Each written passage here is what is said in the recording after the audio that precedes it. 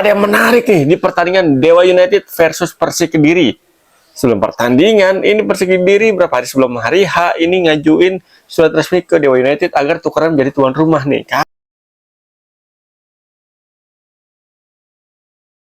Dan akhirnya tadi pertandingan digelar di kandang Dewa United di BIS Banten International Stadium, dan Dewa United akhirnya meraih kemenangan perdananya musim ini dengan skor meyakinkan 3-1. Ya, kalau kita lihat ya di pertandingan tadi ini Dewa United ya sebenarnya udah mulai ketemu nih ruh ketajamannya nih. Karena apa ya? Karena kita lihat tadi Dewa United main di babak pertama mainnya agresif banget, biar babak kedua agak kendor dikit ya. Tapi kalau kita lihat ya di gaya bermain Dewa United ini kelihatan banget ya, apalagi dari gol-golnya tuh. Gol Mesidoro, gol Taisei Marukawa ini emang udah kelas banget. Emang udah ciri khas permainan Dewa United banget. Dimulai dengan umpan-umpan terukur, variasi umpan yang sangat-sangat merepotkan mesin pertahanan lawan, dan dituntaskan dengan tembakan terukur dari jarak yang lumayan jauh nih dari arah kipernya. Kalau kita lihat juga tadi ya di pertandingan tadi nih Dewa United ini juga sebenarnya ada kelemahan tuh di pertandingan tadi. Kelemahannya di mana? Ya kelemahannya adalah ya lagi-lagi gue bakal bosan-bosan untuk mengulangi salah satu kelemahan Dewa United di musim ini adalah di sisi fullback di back kanannya tuh, back sayap kanannya yang sering diisi sama Wahyu Pras. Dan kelihatan banget tadi kan gol-golnya Persik di pertandingan tadi yang cetak sama Ezra Walian. Ini Wahyu Pras ya emang berawal dari kesalahan Edo Febriansa yang kurang oke dalam keeping the ball-nya nih, dalam menjaga bolanya sehingga dicuri pemain Persik, berakhir dengan tendangan terukur Ezra Walian dalam kotak penalti. Sebenarnya momen tersebut bisa itu kalau Wahyu Pras momennya pas, positioningnya pas tuh bisa nutup ruang gerak dari Ezra Walian, tapi ya jauh banget jaraknya. Dan juga kalau kita lihat di pertandingan tadi nih Wahyu Pras sempat berapa kali tuh kehilangan positioningnya, untung aja nggak terlalu berbahaya kan endingnya. Dan juga di pertandingan tadi Wahyu Pras juga jarang banget nih untuk naik membantu serangan. Kalau kita lihat tadi ya, kalau kita ngeh aja tuh di pertandingan tadi ketika Dewa transisi dari sisi sayap kanan itu menurut gue minim support ya, kurang support ya, karena cuma ada Taisei Marukawa, dan kalau Alex Martin lagi ada di kanan cuma ada dua tuh Marukawa sama Alex Martin. Sementara Persik Kediri kalau udah Dewa menyerang di sisi kanan tuh kayaknya lebih mudah ya untuk diantisipasi dibanding di sisi kiri. Kalau sisi kiri itu waduh Edo Febriansa, terus juga di babak pertama ada Rafa Strike, terus juga Mesidoro ya kadang bantu dari sisi tersebut ya kan, ada pemain lainnya juga. Nah menurut gue sih itu dia nih PR besar bagi Riker ini untuk menghadapi laga-laga berikutnya, karena ya next match Dewa United bakal menghadapi Persija Jakarta nih, berat lawannya ya kan. Mesti cepet nih mencari mencari solusi nih agar sisi kanan pertahanan Dewa United gak mudah lagi dieksploitasi sama lawan-lawannya nih. Karena ya kita tahu dong di 3 laga awal musim ini Dewa United selalu kebobolan. Lawan Malut kebobolan 3 gol, Semen Padang kebobolan 2 gol, dan terakhir tadi lawan Persik kebobolan 1 gol. Berarti dari 3 gol udah kebobolan 6 kali. Ternyata per matchnya 2 kali kebobolan. Nah ini PR besar nih bagi Rekering yang kita tahu musim kemarin salah satu kelemahan Dewa United adalah cara bertahan, dan ternyata musim ini di 3 laga awal masih terulang juga ya kan. Kalau mau juara nih harus benar-benar dibenahi ya kan. Kalau biarpun lini serang tajam tapi lini pertahanan keropos, ya ini sama aja kayak musim kemarin mengulang kan. Nah, ini apa musim kemarin selisih poinnya Persik jauh banget.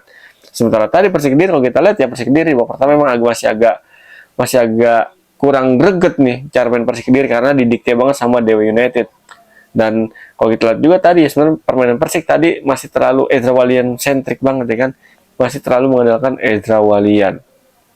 Biarpun tadi babak kedua ada pergantian yang menurut gue cukup signifikan ya, beberapa pergantian pemainnya kayak masuknya Lukau apa namanya itu gue lupa tuh, backnya tuh kan yang tinggi botak, terus juga masuknya ya yang di Sofyan, terus juga masuknya Supriyadi ya kalau nggak salah tuh. Ini menambah daya dobrak, daya gedor dari Persik Kediri di babak kedua.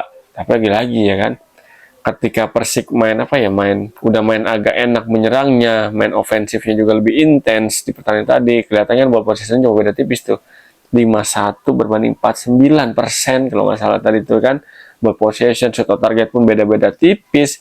Nah Persik tadi salah aja di pertandingan tadi lawan Dewa United, ini terlalu sering memainkan bola-bola panjang.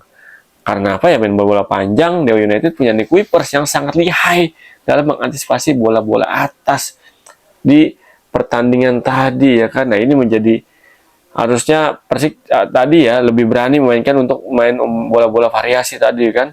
Brian Fatare pun tampil oke di pertandingan tadi menurut gue ya.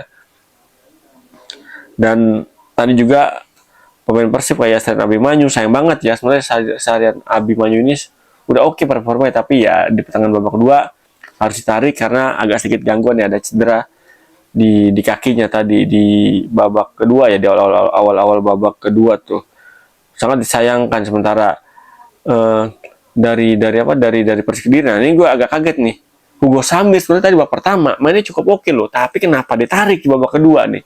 Mungkin ya dari taktik ya, dengan masuknya yang di Sofia, atau juga masuknya Supriyadi ya, mungkin itu yang menjadi alasan. Tapi menurut gue sih secara performa Hugo Samir tadi cukup oke loh. Dia punya satu peluang di babak pertama tuh, tendangan dari sisi half space pertahanan dari United masih membentur tiang, dan secara bertahan pun di babak pertama itu Hugo Samir beberapa kali bisa membantu mengcover lini pertahanan dari Persik Kediri. Disayangkan sih emang ya, diganti Hugo Samir main lainnya nggak menurunkan intensitas Persik, malah justru naikin nih di babak kedua, lebih intens Persik dalam menggempur lini pertahanan Dewa United. Tapi lagi sayang itu dia terlalu banyak mengandalkan bola crossing, susah main bola crossing kalau ada Dewa United ya kan, karena ya baiknya tinggi-tinggi, itu dia masalahnya. Dan tadi juga ketika Ezra Walian dipampet, ketika marking dari Wahyu Prasetyo oke terhadap Ezra Walian, ini Ezra Walian kesulitan nih untuk mencari ruang untuk melakukan andalannya tuh, tendangan jarak jauh yang akurat tadi jarang banget kelihatan di pertandingan tadi. Sehingga Persik akhirnya cuma bisa ngebalas 1 gol. Lalu skema tadi memanfaatin kesalahan dari Edo Febriansyah tadi tuh di babak kedua di menit 56, dan juga yang menjadi PR lagi nih bagi ini terutama wasit ya. Tadi ada satu pelanggaran keras ya di pemain Persik tuh yang masuk di babak kedua. Siapa namanya tuh? Adi Eko kalau salah tuh. Harusnya kena kartu merah menurut gue, karena ya teknik berbahaya. Kenapa kartu kuning doang tuh?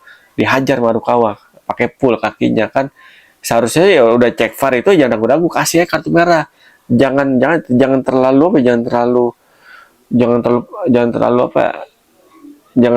ngasih hukuman yang nggak berat-berat banget. Kalau udah kayak gitu, udah full makan di kaki, sampai kotak penalti, udah sampai penalti hajarnya kartu merah. Biar apa? Biar jadi pelajaran nih buat pertandingan-pertandingan yang lainnya.